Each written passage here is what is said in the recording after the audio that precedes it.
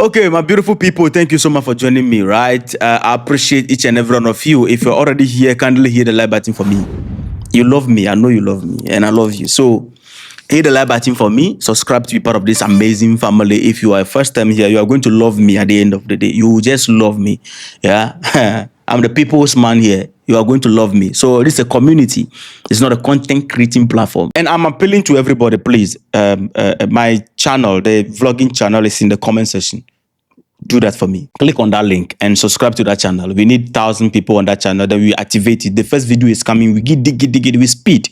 And I want you people to be the first hand of people to have access to that video, because when you subscribe, the video always go to subscriber first. That video is massive. It's a game changer.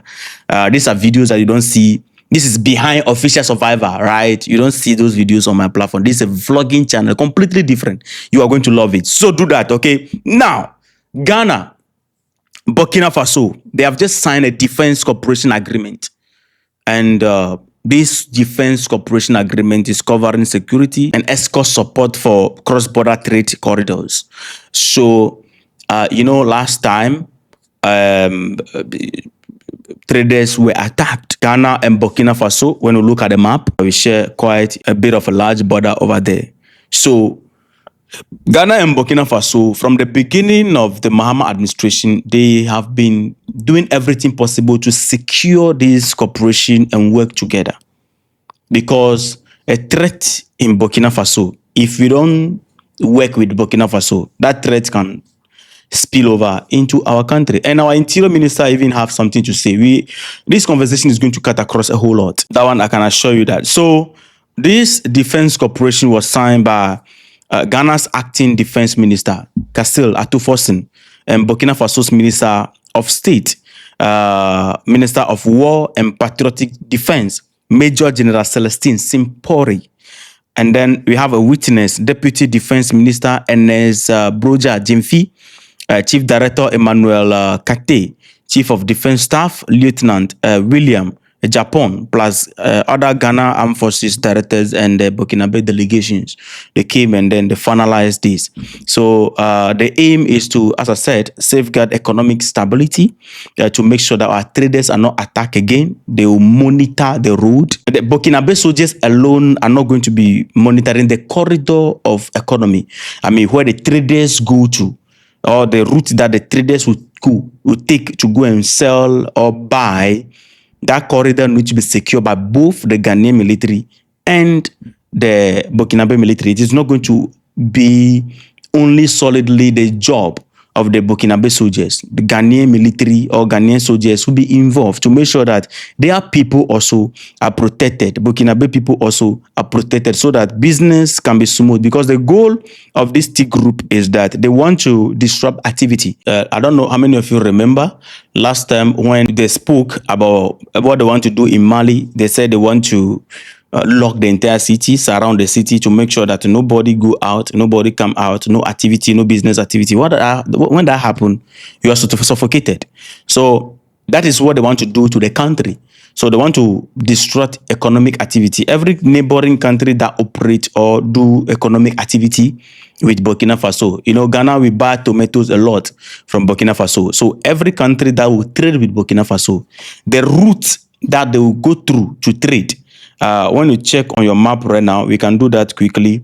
Yes, that's the map on your screen.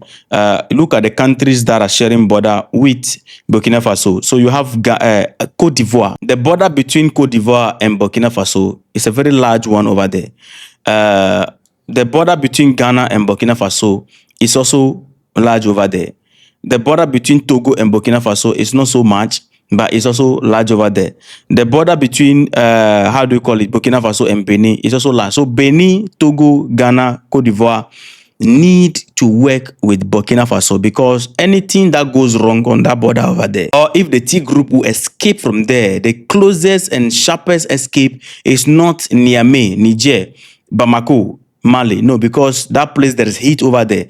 So they will come to Ivory Coast, Ghana, Togo, Benin. And these people need to work with them to secure the border. And when you look at it, economic activity between Togo and Benin, the population on that border is large. People go from Togo to Burkina Faso to go and trade. People go from Benin to go and trade. Last time the border was closed under Patrice Talon because he was doing his master's bidding. We can't blame him. And so that's the new man came on board. They opened the border. Business activity has resumed, and the leader also went and they said, no, we need to cooperate. Now Ghana started this long time. This is the reason why Ghana needs to be very, very careful, because this T group, they have this attitude of, when you are working with our enemy, you are working against us. So you become the next target. This has been their strategy. You understand? And so Ghana is making sure that our border is very secure, because the northern part of every country is the weak link to any terrorism. I don't know why it is like that, but the northern part of, most of our countries in Africa has become a weak link. When it comes to poverty, everything is there. Government presence is not so much there. Activity, economic activity is not so much there. You understand? It's mostly rural, which I think we need to pay attention to that. And so Ghana has become kind of like a high target in terms of this like this, because you are working with our enemy, you are working against us, so anything can happen. Now Ghana also is on high alert. The interior minister of Ghana actually give warning to Ghanaians that, look, if a terrorist will invade Ghana, everybody needs to be alert, because we are not immune to that. We just have to be very careful. All the community, especially the Muslim community, and he's also a Muslim.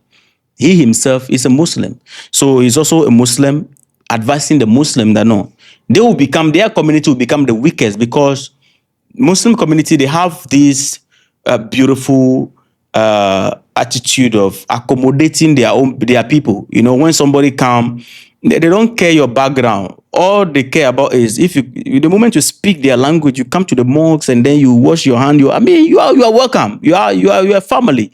You understand? When it comes to Christians, when you come, sometimes they want to find out who you are. When you go to church, you be like, somebody, a new person among us. Okay, who are you?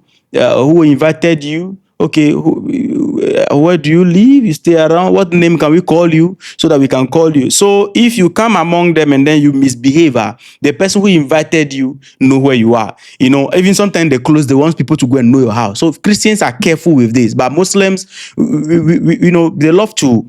We don't care. We are one people. There's no need to be digging around people.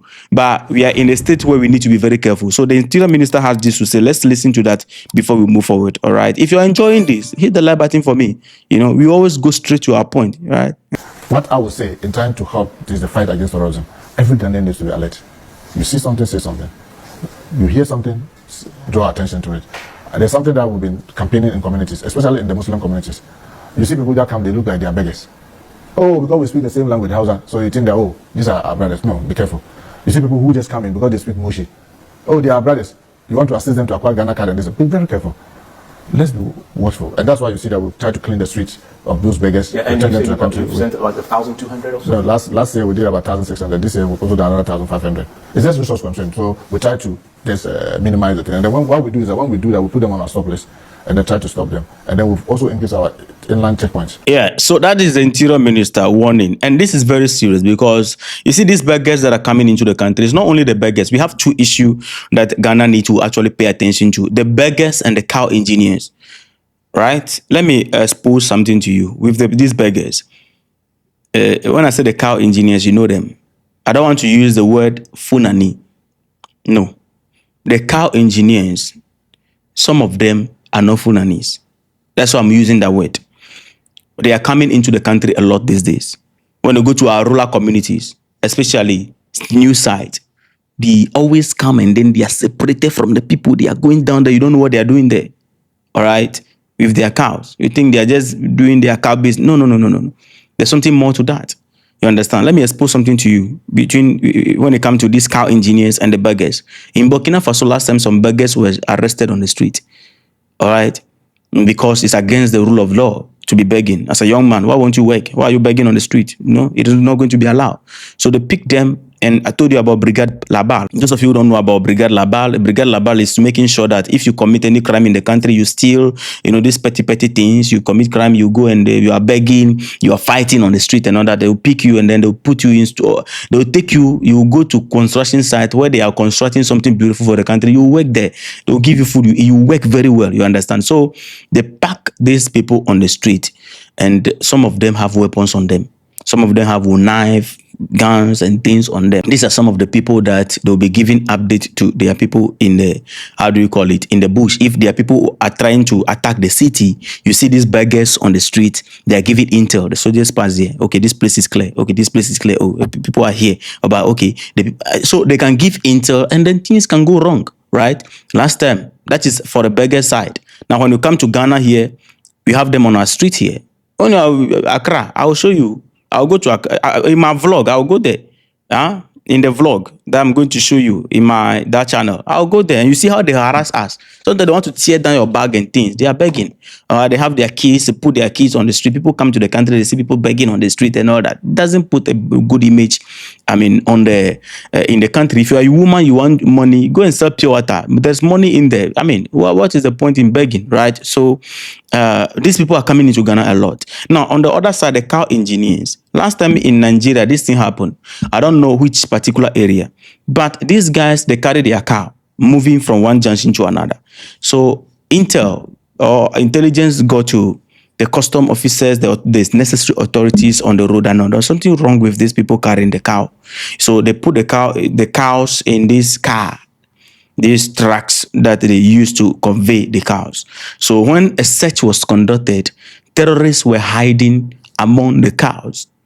And some of them say, oh, they don't know where they are taking them to. They are just offloading them in the bush. So when they go to this particular junction, they'll say, okay, you people go to this bush, stay here. We are coming. Before you know, your instructors will come. And they are discharging them in the bush across. So we need to be very careful with these cow engineers in Ghana. And as the minister said, the Muslim community, we are appealing to you also. You need to be very careful. I think it is time for you to be interrogating any new person that come on board. At least that will also help us. Just for the peace of the country, it's not anything. We are one people, but at least we need to understand certain things that we are in a dangerous, era or days, and we need to be very careful. Not everybody can be trusted. We are all going to the mosque to go and pray, but at the end of the day, we can only trust God. We are going to church to go and pray, but at the end of the day, we can only trust God. And I'm very happy that as the Nigeria government is doing everything possible to degrade the government of the ES, playing blame game, instead of them to cooperate or collaborate, then Ghana government is doing the right thing. But what do you think about this? Let me know your thoughts in the comment section. Don't forget to like, subscribe, put us on notification. See you in the next episode. Respect.